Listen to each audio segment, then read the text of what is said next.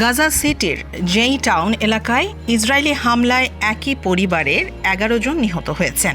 তারা অভিযোগ অনুসারে হলুদ লাইন পার হওয়ায় হামলার শিকার হন, যা ইসরায়েলি সেনাদের নিয়ন্ত্রণ এলাকা চিহ্নিত করে।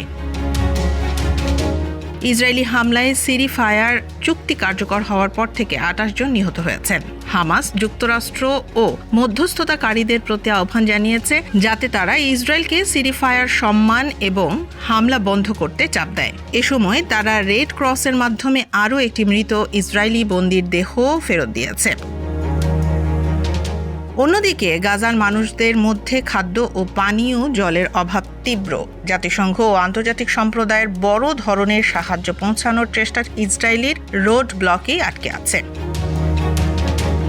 এ পর্যন্ত ইসরায়েলের গাজার ওপর যুদ্ধের কারণে অন্তত ৬৭,৯৬৭ জন নিহত এবং ১,৭০,১৭৯ জন আহত হয়েছেন, যা অক্টোবর ২০২৩ থেকে চলছেই। অক্টোবর ৭, ২০২৩-এর হামলায় ইসরায়েলে নিহত হয়েছে ১,১৩৯ জন এবং প্রায় ২০০ জনকে বন্দী নেওয়া হয়েছে। গাজার সাধারণ মানুষ এখনও নিরাপত্তা ও মৌলিক সেবার জন্য উদ্বিগ্ন। আন্তর্জাতিক সম্প্রদায় ও মধ্যস্থতাকারীদের চাপ আরও বাড়ানো হচ্ছে যাতে যুদ্ধবিরতি কার্যকর হয় এবং মানুষের জীবন রক্ষা করা হয়।